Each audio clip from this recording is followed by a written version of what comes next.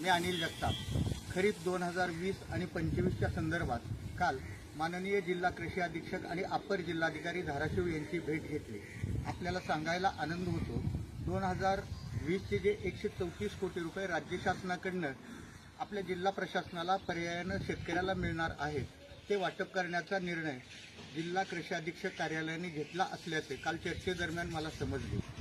24 नोव्हेंबरला उच्च न्यायालयाने निकाल देऊन या जिल्ह्यातल्या शेतकऱ्याला 227 कोटी रुपये देण्याचे आदेश दिले होते। मात्र जेव्हा पीक विमा कंपनी सर्वोच्च न्यायालयात गेली तेव्हा 94 कोटीला स्थगिती मिळाली। 134 कोटीला कुठेही स्थगिती नव्हती। आम्ही वारंवार हे पैसे वाटप करा असे जिल्हा प्रशासनाला सांगत होतो, मात्र जिल्हा प्रशासनाकडे PLA अकाउंट नव्हते। मात्र जिल्हा प्रशासनाच्या आणि कार्यकर्त्यांच्या सततच्या पाठपुराव्यामुळे महाराष्ट्राच्या अर्थ विभागाने त्याला मंजुरी दिली होती। मात्र PLA अकाउंटचा क्रमांक हा महालेखाकार नागपूर यांच्याकडून मिळतो। त्यांच्याशीही पत्रव्यवहार केल्यानंतर जिल्हा प्रशासनाला PLA अकाउंट नंबर मिळालेला आहे।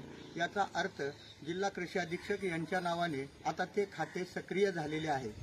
जिल्हा प्रशासनाने माननीय जिल्हाधिकारी यांच्या सहीच्या पत्रानिशी कृषी आयुक्त कार्यालय पुणे यांच्याकडे 134 कोटी रुपयाची मागणी केलेली आहे।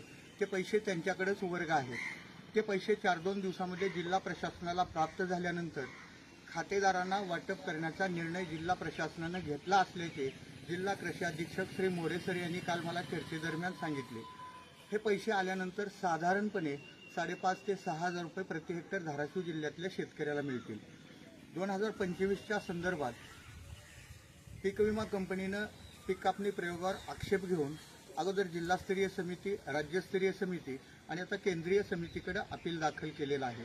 असं जरी असलं तरी केंद्रीय समितीनं त्याला कुठेही स्थगिती दिलेली नाही, त्यामुळे ते पैसे वाटप करणं त्यांना अनिवार्य आहे। या संदर्भात अपर जिल्हाधिकारी यांची भेट घेतली आणि त्यांना सांगितलं की हे पैसे तातडीनं शेतकऱ्याला वाटप केले पाहिजेत। खरीपाची पेरणी 15 दिवसावर आलेली आहे। एकीकडे खताच्या आणि बियाण्याच्या किमती वाढलेल्या आहेत। शेतकरी हतबल आहे। आर्थिक दिलासा मिळण्यासाठी 2025चा पीक विमा मिळणं अत्यंत गरजेचं आहे। त्यानंतर त्यांनी सांगितलं की ज्या दिवशी आपलं 14 मेला नारंगवाडी येथे रस्ता रोको आंदोलन झालं त्याच दिवशी आम्ही कंपनीला एक पत्र दिलेलं असून तातडीनं पैसे वर्ग करण्याबाबत सूचना दिलेल्या आहेत। मी त्यांच्या नम्रपणे हेही निदर्शनास आणून दिलं की डॉक्टर सचिन ओंबाशे जिल्हाधिकारी असताना 2022चा पीक विम्याचे पैसे द्यायला राज्यस्तरीय समितीचा निकाल असताना देखील कंपनी टाळाटाळ करत होती। त्यावेळेस RRC कारवाई करून त्यांच्याकडून 294 कोटी रुपये आपण मिळवून घेतले होते। जर आपण दिलेल्या पत्राला उत्तर दिला नाही, समाधानकारक प्रतिसाद कंपनीनं नाही दिला तर ती कारवाई देखील करायला आपण मागे पुढे पाहणार नाहोत। डॉक्टर सचिन ओंबाशे साहेबांनी जी काही कार्यपद्धती अवलंबवली होती त्याचा अभ्यास करून ते देखील करू असं मला त्यांनी सांगितलं। तसेच हे सर्व पैसे शेतकऱ्याला मिळावं म्हणून आपण सुरुवातीला 5 मेला जिल्हाधिकारी धाराशिव यांच्यासमोर धरणे आंदोलन केले।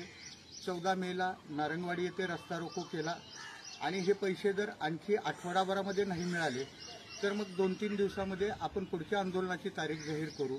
पुढचं आंदोलन हे तुळजापूर तालुक्यात रस्ता रोको आंदोलन होईल। ते तीव्र असेल।